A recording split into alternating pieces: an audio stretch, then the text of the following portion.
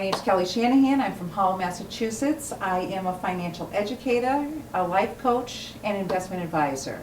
I came upon doing this Social Security education because as I help people plan for retirement, I saw how uninformed people were and then misinformed people were from the Social Security Administration. So we're here to learn the ins and outs of Social Security and how to maximize your income and the different strategies you can do to maximize your income through Social Security.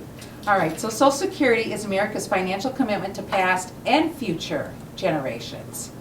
And it was originally started by Franklin Roosevelt back in 1935 as a way to guarantee lifetime income for all retirees. So remember, once you start Social Security, you're going to get these payments for the rest of your life. And this includes spousal, survivor, and disability benefits. These were enacted later after the initial bill was passed. This is the one thing that is so critical and key about Social Security, that it has cost of living adjustments.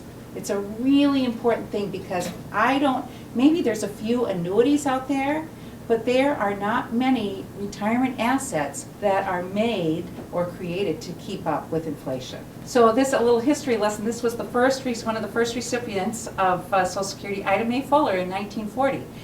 And good thing that she was a Social Security recipient because she ended up living to 100, which was way beyond what people thought life expectancy was at that time. So she had more than $22,500 in income benefits, which isn't much in today's terms, but it was back then.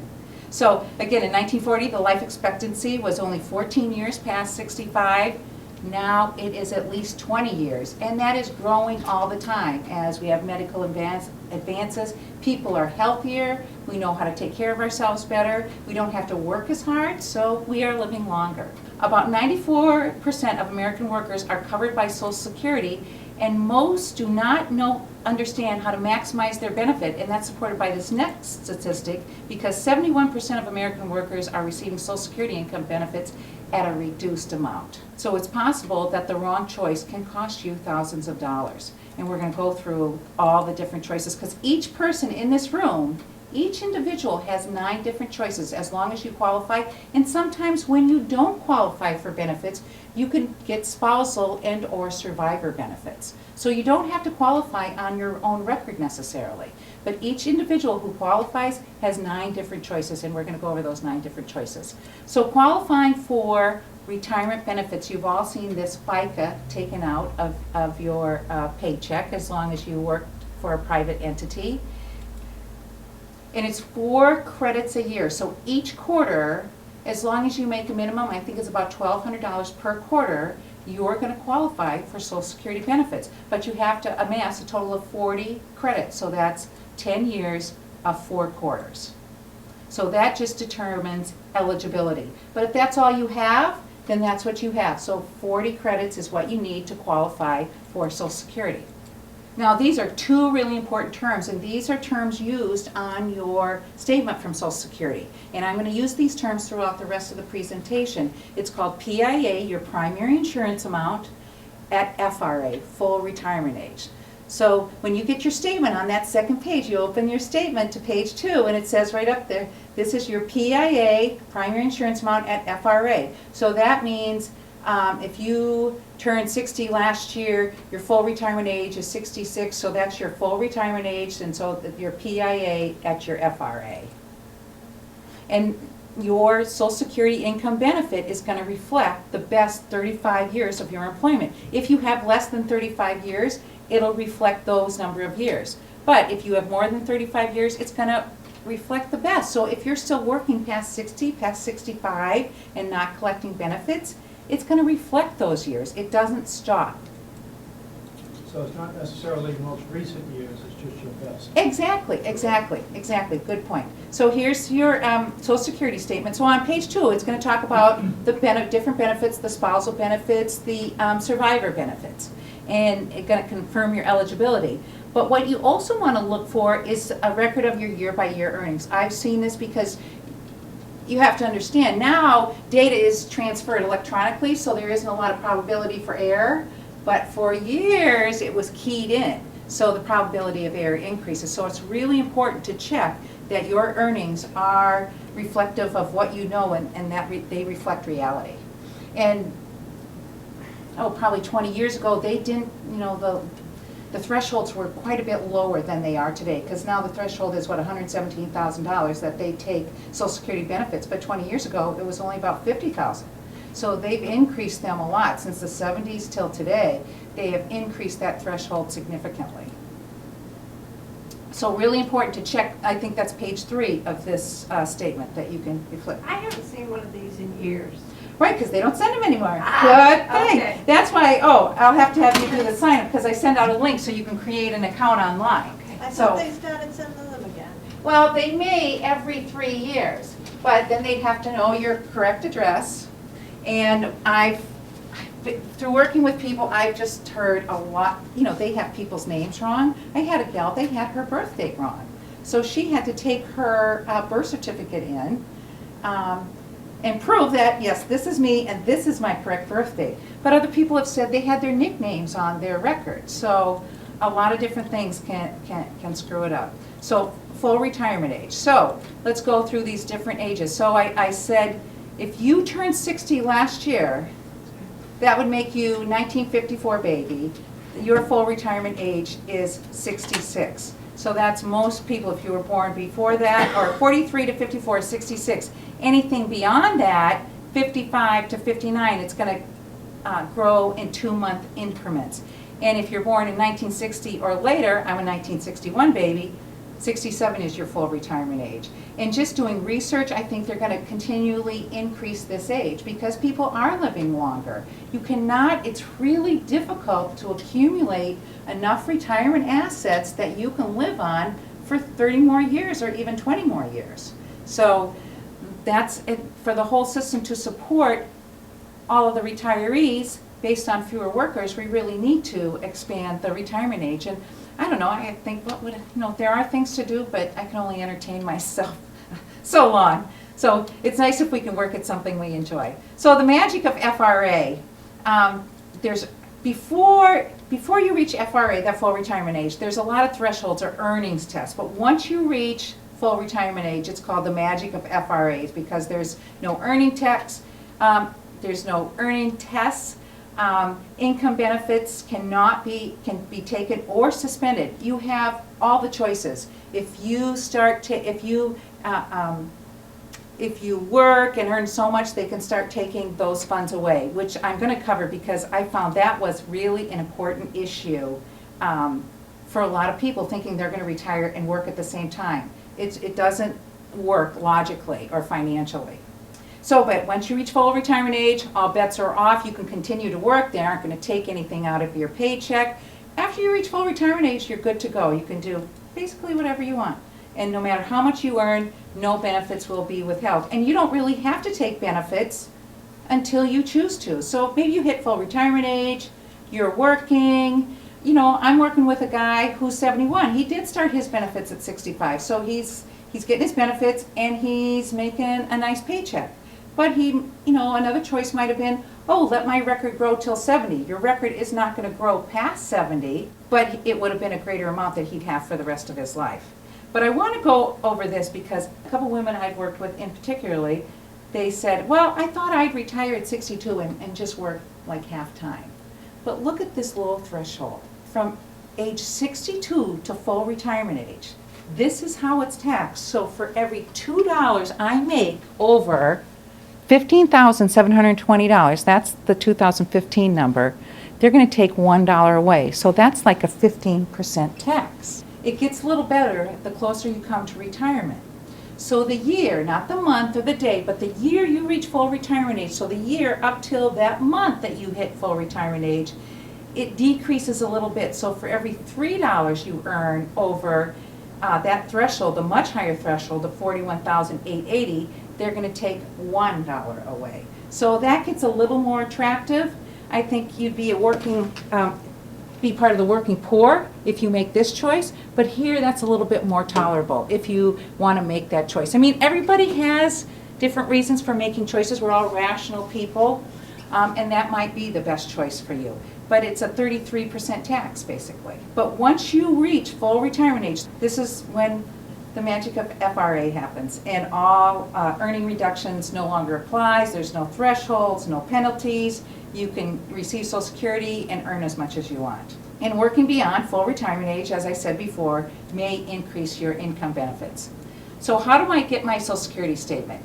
Well, I say it's easy, and it is easy, the process, but there are basically two gates. We want to go online and create an account, and then we can print it. And once you create an account, you can check it anytime. It's not as easy as all that because of these typo errors or things that have happened to your record, because there's two gates you need to go through. Firstly, you're going to log on and they're going to ask you for your name and your Social Security number and your date of birth. If those three things are not a match, then they're not going to let you go to the second gate, okay? And I've worked with people who couldn't even make it through the first gate. One, the gal, we were like, what's the problem? It seemed like her name, that was the one with the wrong birth date. And then some people's names have been wrong. And one gal told me that they used her nickname. No idea that was wrong. So, but once you make it through that gate of the name, Social Security number, and date of birth, then they're going to ask you to verify your identity. And have any of you verified your identity online? It's when they ask you random questions from your credit report. I've done it in a few different circumstances, one for insurance. Oh, another, I was just doing the MIFA, you know, the college application stuff. If you answer one question wrong, you're out. Okay, so my advice on that is if it looks familiar, that's the answer to the question. But sometimes I think the first, I didn't get through one of these exams because it said, what year was that Ford Taurus that you bought? And I was like, the only thing I could remember is my children were 3 feet tall. I had no idea what year that Taurus was. So I got, so then I had to do a paper application. So if it looks familiar, that's probably the answer. Okay, we're going to answer 6 key questions tonight. How much can I expect to receive from Social Security? What's your benefit? But I believe this is actually more important. When should I apply for Social Security benefits, or when should I get Social Security benefits? We'll understand how spousal benefits work and what are survivor benefits and how do they work. And will Social Security be there for me when I need it? And how do I maximize Social Security benefits? And we'll talk about a couple different strategies to do that. Okay, we're going to divide those 6 questions into these 3 easy steps. Know your benefits, understand your options, and how to maximize your benefits. Step 1, know your benefits. And this is where I say every person in here has 9 different choices. How much can I expect to receive from Social Security, but more importantly, at what age? And that's really the more important, because that's going to determine how much. In the conventional wisdom, I've talked to older men who had physical labor jobs. They retired at 62.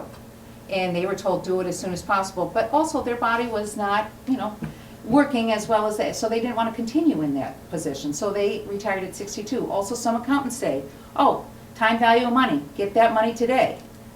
That's not, when you're going to live for much longer, that is just not a good strategy.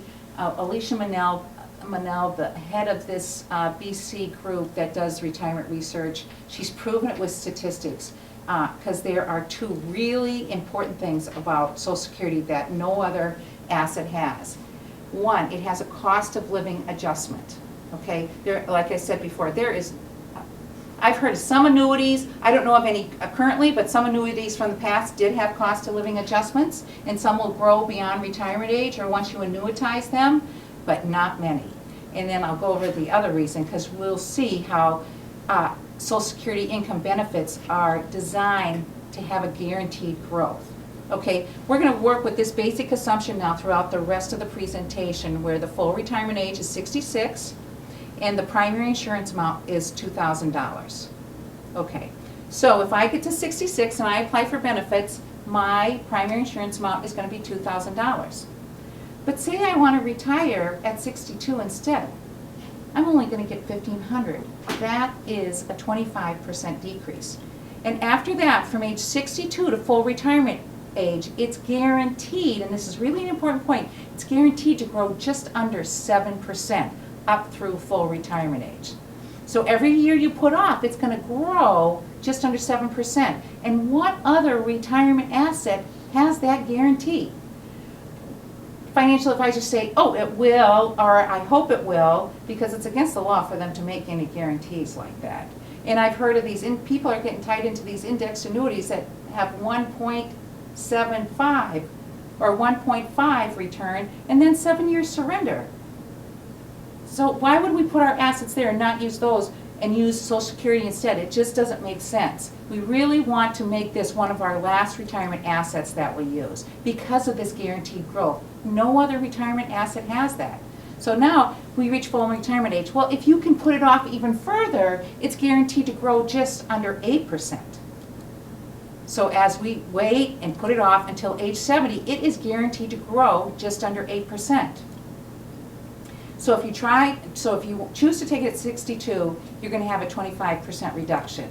But if you wait till you're 70, you're going to have a 32% increase.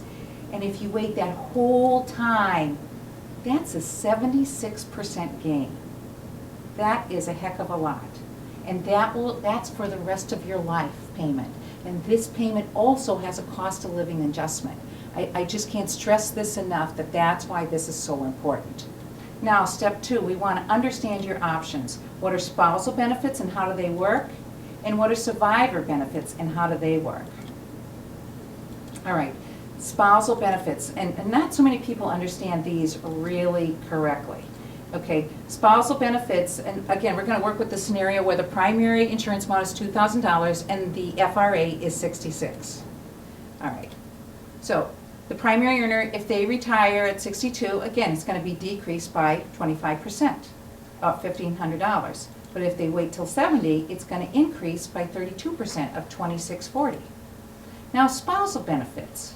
Spousal benefits are always 50% of the PIA at FRA. So say somebody's PIA is $2,600, then the spousal benefits are going to be $1,300. It's always that scenario, that it's 50% of somebody's PIA, primary insurance amount, at FRA. But don't mistakenly take spousal benefits before you reach full retirement age. It's very important that you not take, for the most part, you don't take spousal benefits before you turn 66, and that is because it's going to count against your record. Sometimes women in particularly who haven't had the earnings potential, either because A, they don't make as many wages, because we've known all of our lives, gals, that women have made less than men. Secondly, not so much for the generation that are behind us, but for the generations that are before us, they were not in the workforce full time. They probably stayed home with their kids, so they haven't had those earnings. So for some women like that, it might be better for them to take spousal benefits before their full retirement age. I've met women, because even their own benefits might not be greater than their spouse's benefits, or the spousal benefits that they could receive either at 62 or at full retirement age. But they will be greater. But you have to know that if you choose to take spousal benefits before your own FRA, and men can take spousal benefits too, that it's going to count against your own record. So you can get these spousal benefits, and it's going to be half of the PIA at FRA, but if you would take them at 62, again, it's going to be decreased by 25%, okay? And it's still going to count against your own record. So there's a lot of trade-offs there. And this is a lifetime benefit, so is it worth that trade-off? For some people, yes, it's going to be a rational decision and worth that trade-off. All right, but notice it's not going to grow. That is the finite. That's where it stops. It's 50% of PIA, of someone's PIA at FRA. Okay, now survivor benefits are different though. Those are 100% at the PIA, at the FRA, or the full retirement income. And this is, if somebody, provided somebody worked there, if somebody passes away younger, the survivor benefits are going to be reflective of their 35 best years, or if they qualified for Social Security, that's what's going to be the benefit. And they can start receiving these, I think it's at age 60 or 61, I forget. But if you take them earlier, it's going to be 82.5 of the PIA at FRA. But say the spouse works and doesn't collect till 70 and then passes away, then the survivor can reap those full benefits. And I have met several men, while they didn't really think that they needed to wait till then because they thought their spouse or their wife would outlive them, they waited to get their benefits, and that was their strategy, so they could maximize that benefit, A, so their spouse would have that, and so their spouse has that income, plus it's going to adjust for the cost of living. Now, maximizing your benefits. Will Social Security be there for me when I need it? And how do I maximize my Social Security benefits? People sound alarms, but I really don't think Social Security is going to not be there. And putting off taking your benefits does not mean you're going to get less, especially for everybody in this room. Generations behind us, perhaps. But I really don't think so, because they're going to increase the retirement age, and we'll talk about the strategies that the government or the proposed strategies to make sure that this is a secure retirement asset for all of us. So raise Social Security tax rates. I mean, all my life, and I've done quite a bit of accounting, and I've done the payroll accounting, it's been 6.2%. I mean, if we raised it to 6.3, that would raise a lot of money. Even just by 0.1%, we could raise it, and it would still increase the pot significantly. We could raise earning limits up to 190. We could take off any limit, and that would increase Social Security Trust Fund. And then lastly, which they're already doing, is raising the full retirement age. You know, it's currently 66. I'm 67. To raise it to 70, I don't think would be that big a deal, because we're all living longer, we're healthier, smarter. I think that's really a doable thing. Now, maximizing income benefits, and this is how couples, we're going to talk single. Now, everybody in this room, because those 62 to 70, we have 9 choices about when we want to take Social Security income benefits. And we can file and suspend, and this is really important too. You need to know that even if you're not going to take benefits, and this is a little known thing about Social Security, even if you aren't going to take benefits at full retirement age, you should go to the Social Security office and say, hey, I reached full retirement age, but I'm not taking my benefits. I'm just going to file, so you know that I know that I'm at full retirement age, but I'm going to file and suspend.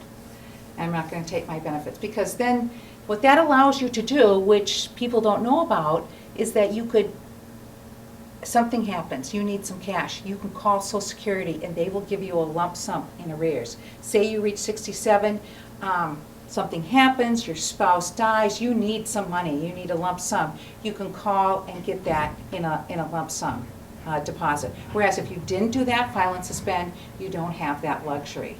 I actually worked with a gal, this is this couple where the fella is 71 and still working like a champ, and she is nearly fully disabled. In fact, she advocates for disabled folks in Weymouth. And she works for Mariano, your representative. In any case, she didn't qualify on her own record for Social Security benefits. And I worked with her, and she was able to get spousal benefits. In fact, she was at full retirement age when I was working with her. Since she was nearly fully disabled, we did it on the phone. And we called Social Security, and yes, she did qualify for Social Security benefits. And because she was 3 months past her 66th birthday, they sent her a lump sum check as well. So she's getting nice benefits.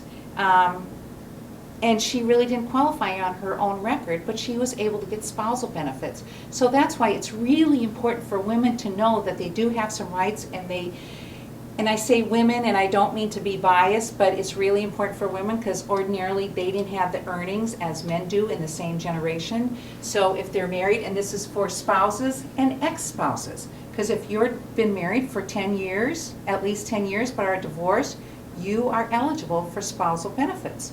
So please tell your lady friends that. And men are also available. Those kind of benefits are also available to men as well, but it's been my experience, especially for the women that precede me in age, that that's a real benefit for them. And then that, if they take those spousal benefits, then they can let their own record grow. And it does not take, and I really didn't get this, that people thought, oh, it'll take away from my spouse's benefits. If you receive spousal benefits, that in no way diminishes those other benefits, or the spouse's benefits. If you get spousal benefits, it does not diminish the ex-spouse or your spouse's benefits. So know that. All right, so we're gonna do the file and suspend strategy and the claim now and claim more later strategy. So we can figure out if you are a Social Security income millionaire.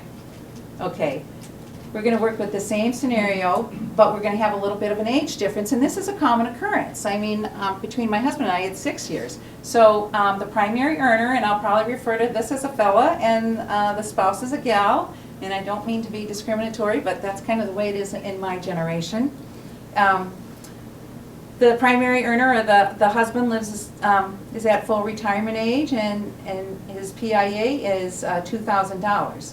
And he's going to file for spousal benefits. The spouse is age 62, and her PIAA is $1,000. So now if he's at full retirement age, he can file for spousal benefits and get $500 a month. And that's a nice little benefit. So what that allows is for his record to grow. All right, and $500 a month, that could probably pay for maybe electricity and water, a few bills per month, or even a car payment perhaps, or half a mortgage maybe.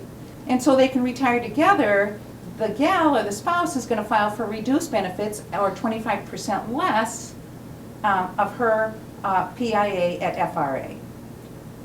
But that allows then the husband, he's going to get the spousal benefits, and then he'll wait till 70 to file for his own benefits, so his record has been allowed to grow, and he gets $2,914, and that has a future value of $1.5 million. And that's a significant increase, and that is with a cost of living adjustment of 2.5. And so he received, by doing this strategy, he receives an additional $24,000 from ages 62 to 70, accumulated sum. Just so that $500 for 12 months for 4 years. So that's a nice little sum.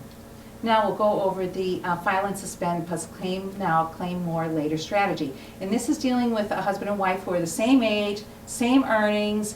She's projected to live a little bit longer, like all women are. Again, the FRA is 66. And the spousal benefits are 50% of the PIAA at FRA. So, and you can't double dip. Don't forget, you can't double dip. You can't do spousal benefits at the same time. That doesn't work.